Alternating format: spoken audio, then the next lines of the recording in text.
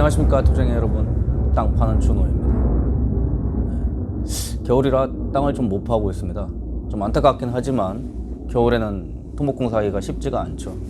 지난번 영상 때 갑자기 촬영 중에 현장 안전관리자님께서 들어오시는 바람에 갑자기 동영상이 끊겼습니다. 제가 아직 편집도 잘 못하겠고 사실 굉장히 서툴러요. 그래가지고 좀 거친 부분이 많죠. 편집도 잘 못하고 스토리도 좀 없고 짜임새도 없고. 유튜브 들어가 보면 뭐 먹는 거라든지 아니면 뭐 컨텐츠 여러 가지들 보면은 참 재밌게들 잘 만드시는데, 뭐 저도 열심히 하다 보면 그럴 날이 오겠죠. 근데 이게 토목기술자라 그런지 좀 거칠고 뭐 이렇게 좀 그런 게 좀 부족합니다. 같은 분야에 계시는 분들이니까 너그럽게 주시리라 믿고, 그날 이야기를 다시 이어서 좀 더 해보고 싶어서 또 다시 영상을 찍게 됐습니다. 다음 주면 이제 설이죠, 설. 처음 현장 가가지고 초짜일 때는 1년의 설과 추석 정말 꿀 같은 그런 휴식이었습니다. 뭐 큰 회사에 들어가서 정기적으로 이렇게 뭐 휴일이 있거나 뭐 이러신 분들은 모르겠지만, 저는 굉장히 작은 전문 건설업체에 들어가 있었거든요, 처음에 시작을 할 때. 그러다 보니까 휴일은 거의 없었고, 뭐 비 오면 쉬고, 나중에는 이제 비가 와도 이제 내업을 해야 되기 때문에 그때는 근데 내업을 하는 것도 쉰다고 막 얘기했었어요, 고참들이. 현장 일을 안 하면 현장 기술자는 쉬는 거다, 내업을 하면 쉬는 거다, 그렇게 인식될 때가 있었습니다. 그럼 뭐 저만 그런 건지 전체적으로 그런 건지 모르겠지만 하여튼 저는 그랬어요. 목소리가 잘 안 들릴까봐 마이크를 좀 다 가까이 댔습니다. 제가 지금 있는 현장이 소음이 굉장히 커요.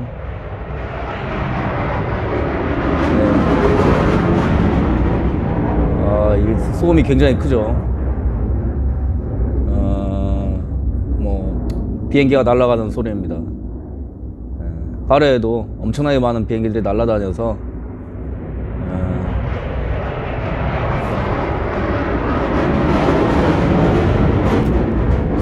어제 늦게까지 비행이 있었는데 오늘 오전에도 굉장히 많이 날아가네요. 참,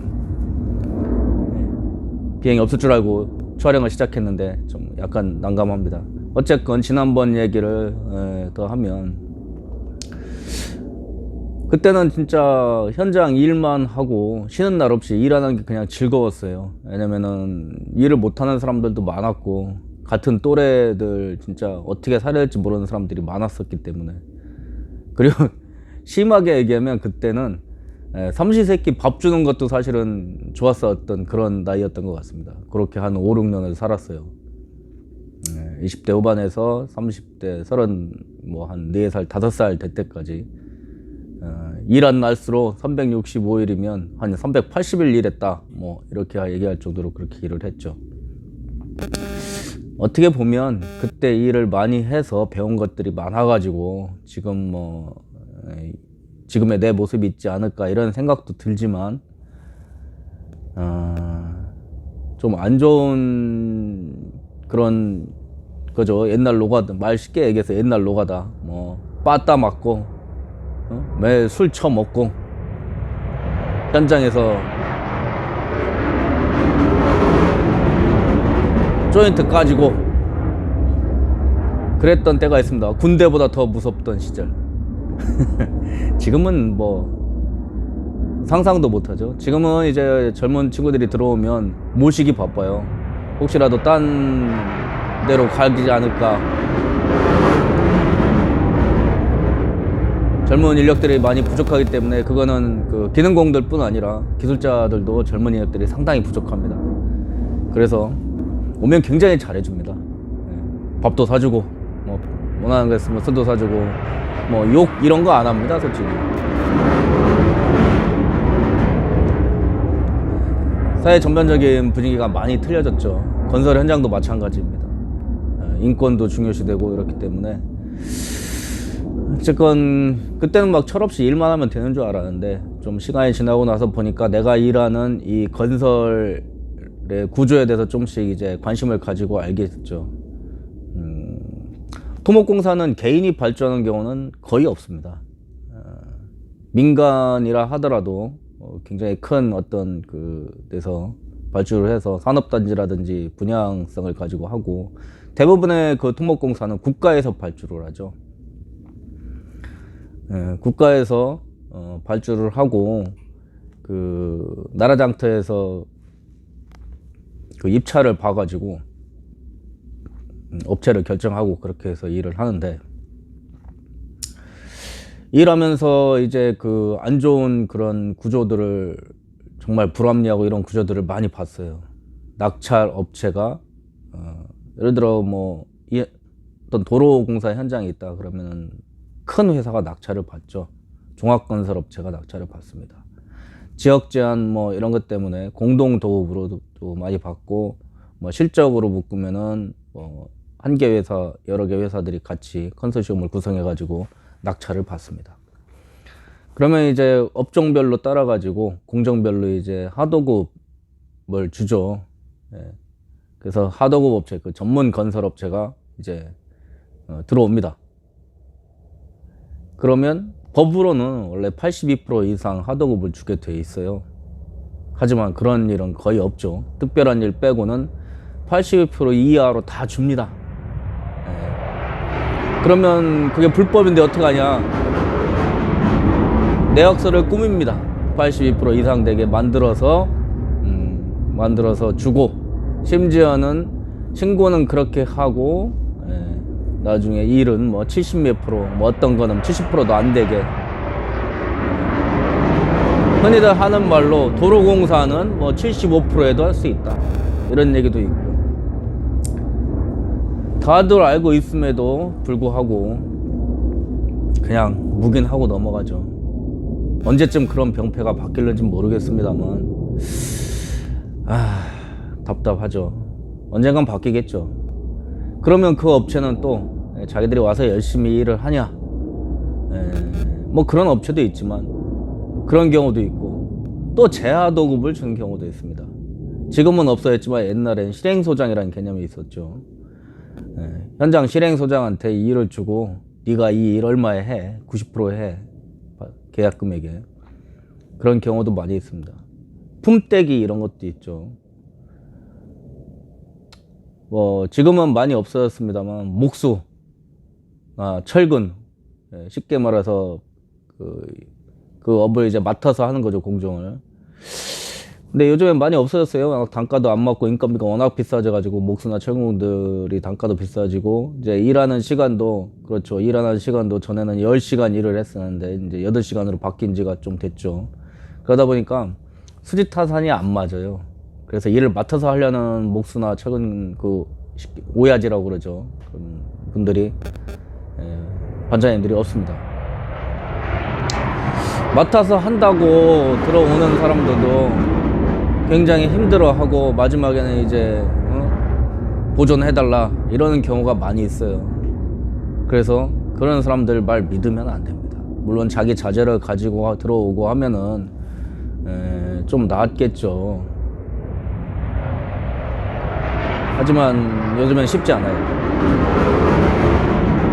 어쨌건 하도에 재하도에 이렇게 내려가다 보면 결국에는 설계를 100%에 해서 보통 뭐 100억이 넘어가면 80%의 그 낙찰자 결정을 하고, 거기에서 또 법으로 해도 거기에 82%의 하도급을 주고, 80% 주는데 거의 없으니까 어쨌든 그렇다 치더라도 거기서 또 하면은 결국은 현장 실행에서 일을 하는 사람들은 정말 어렵습니다. 설계 금액의 한 50%, 잘해야 60%도 안 되는 금액으로 일을 해야 되기 때문이죠. 거기에 우리 토목기술자가 있습니다. 토목기술자들이 정말 고충이 심합니다. 왜냐면 똑같은 월급쟁이인데 이 사람들은 관리자들이에요. 그래서 불리한 쪽으로, 아니 유리한, 자기들 회사는 유리한 쪽으로, 관리자다, 들어가고 현장에서는 관리자라 치고, 하지만 실체는 이 사람들도 월급 받는 월급쟁이, 당연히 근로자죠. 그런데도 책임들은 많이 있고 취급은 노가다 취급 당하는 거죠. 갑자기 목소리가 커지네요. 예. 나이가 50인데 그동안 쌓인 울분이, 목소리를 크게 낼 때도 있었는데 많이 죽었다고 생각했는데 아직도 울분이 많이 있습니다. 왜냐면 제가 앞으로도 해야 될 업종이고 그동안 해왔던 업종이기 때문에 애정도 있지만 울분도 그만큼 많은 거죠. 저 같은 생각을 가지고 계신 분들이 많을 거예요. 네이버 카페에 토목 기술자 카페가 있습니다. 토목을 좋아하는 사람들, 저도 거기 카페에 개입해서, 개입이 아니고 가입을 해서 정보도 많이 얻고, 그리고 뭐 제가 자료도 많이 올리기도 했었습니다. 거기 보면은 어려움을 토로하는 사람들이 참 많죠.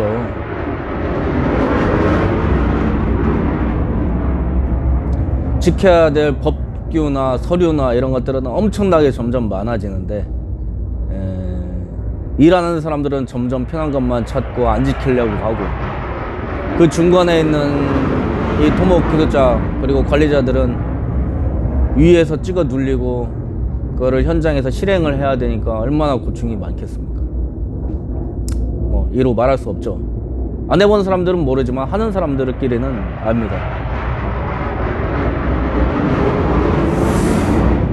그래서 뭐 그런 얘기를 하려고 했던 건 아니고, 언젠가는 이 토목 기술자들 뭉치기가 굉장히 어려워요. 회사도 특히 전문 업체에 있는 사람들은 많은 수의 사람들이 있지 않기 때문에 막 산재돼 있어요. 언젠가는 이런 전문 업체에 있는 현장에서 진짜 발로 뛰는 이런 토목 기술자들의 모임이 생겨서 이분들의 목소리도 좀 내고, 이분들의 어떤 생활 환경도 많이 좋아지기를 바랍니다. 진정 바랍니다. 그런 날에 와야 된다고 생각합니다. 이 건설 쪽에는 사실은 불합리한 법들이 많아요. 뭐 현장 대리는 현장에 착공부터 준공 때까지 무조건 다 나와야 되고, 뭐 일이 있으면은 이탈계를 내야 된다 해서 다른 사람을 뭐 선임을 하고 그러고 나가야 된다라고 하는데, 실제 근로자이기 때문에 주 52시간 이상 근무를 하면 안 되죠. 큰 회사들 해당되는 그 현장에서는 주 52시간 근무를 하면 안 되는 겁니다. 그리고 휴일권만 하면 휴일 수당도 당연히 줘야 되는 거고. 그런데 사실 그런 데서 굉장히 멀죠. 부정확한 휴일도 많이 없고, 뭐 야근 늦거나 뭐 이런 건 비일비재고요. 이런 여건이 언제쯤 고쳐질지 모르겠습니다. 저는 그래도 그 대기업이 원도급 싸고 굉장히 큰 현장에서 일을 하고 있음에도 불구하고 제가 이렇게 일을 하고 있으면 나머지 그 조그만 그 회사에 조그만 그 현장에서 일하는 전문업체에 계신 기술자분들은 많이 힘들 걸로 예상합니다. 왜냐하면 저도 처음에 그렇게 시작을 했기 때문에요. 그런 회사들하고 같이 일을 했죠. 이 수주의 개선이 되지 않으면 현장에서 일하는 모든 사람들의 권리나 그 생활도 개선이 되지 않습니다. 제가 제일 아직도 그 이해가 안 되는 부분이, 국가에서 공사를 발주할 때 설계를 해요. 시장 가격을 다 조사를 하죠. 여러 가지 여러 업체들이 있습니다. 뭐 물가 자료, 물가 정보, 뭐 시장 물가, 유통 물가 등등 조사를 해서 설계를 합니다. 설계를 하죠. 일회가도 만들고 뭐 단가 산출서도 만들고, 포크레인 가격이 굴착기 가격이 얼마다, 공칠이 얼마니까 하루에 작업하는 작업량 Q 값을 뽑아가지고 품셈도 있고 거기에 대입을 해가지고 다 해서 설계를 해요. 그러면 설계 금액으로 발주를 해야지 거기서 왜 86%나 80%의 발주를 하는 겁니까? 저는 그게 도저히 이해가 되지 않습니다. 국가가 발주할 때부터 이미 가격을 낮춰서 발주를 하는 거죠. 그리고 금액이 크다 100억이 넘어간다 해서 왜 80%에 발주를 합니까? 금액이 크면 뭐 남는 게 더 많습니까? 할 일은 똑같이 해야 돼요. 그게 지금 이해가 안 돼요. 너무 불합리합니다. 100억 이하 96억이면은 98억이면 99억이면은 86%에 발주하고, 101억이면은 80%에 발주하고. 그게 말이 되는 겁니까? 언젠가는 진짜 뜯어 고쳐야 될 거라고 생각합니다. 100%에 설계했으면 100%에서 뭐 플러스 마이너스를 하든지 해서 발주를 해야 되는 게 맞죠. 안 그렇습니까? 목소리가 커졌네요. 그 발주 자체부터 바뀌어야 건설의 모든 환경들이 바뀝니다. 물론 뭐 그렇게 한다고 해서 하도급 하는 업체한테 가겠냐? 지금도 법 있습니다. 82%. 근데 그걸 누가 지킵니까? 누가 관리합니까? 누가 그걸 조사하고 불법인지 확인합니까? 안 합니다. 아무도. 신고해도 할까 말까 합니다. 이런 상황이 좀 개선되기를 바랍니다. 우리 현장 안전관리자님께서 15분 넘기면 안 된다고, 13분 넘기면 안 된다고 하셨습니다. 지루하면 사람들이 안 본대요. 오늘은 이쯤에서 끝내고 다음에 또 다른 얘기를 좀 해보죠. 현장 일에 대한 얘기를 좀 하고 싶어서 얘기를 시작했는데 이상한 얘기만 했네요. 설 지나고 나서 다음에 좋은 아이템으로 제가 다시 한번 현장 얘기를 좀 해보겠습니다. 설들 잘 보내시고 즐거운 그 명절 되셔야 되는데, 코로나 때문에 5인 이상 집합금지 명령 떨어지고 해서 다들 어려우시죠. 술들 많이 드시지 마시고 건강 잘 챙기시고, 마지막 추위에 감기들 조심하시고요. 중간에 설 때 이런 공사나 일에 관계된 거 외에 제 개인적인 동영상을 찍게 되면 그때 업로드 하도록 하겠습니다. 다들 안전하게 설 보내고 오시길 바라겠습니다. 이상입니다.